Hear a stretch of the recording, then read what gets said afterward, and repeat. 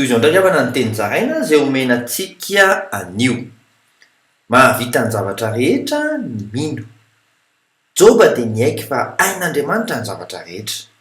ahako ny voasoratra amin'ny joba toko faharoa amby efapolo andiny faharoa ny anaran'i jesosy hoe fantatro fa hainao avokoa ny zavatra rehetra ary ty azo ferana ny fisainanao izy andriamanitra koa milaza izany mivantana ahako ny voasoratra ao amin'ny jeremia toko faharoa amby telopolo andiny fafito amby roapolo amin'ny anaran'i jesosy hoe indro izao ny jehovah andriamanitry ny nofo rehetra moa misy zava-magaga zay tsy haiko fa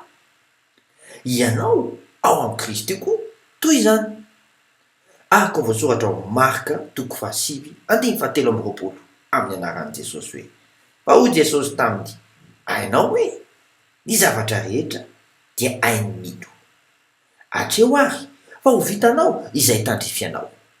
vavaka isika raha eo miasa amin'ny fomba illimité ato anatiko amin'ny anaran'i jesosy kristy velona avany nazareta amen mandra-piaona tompoko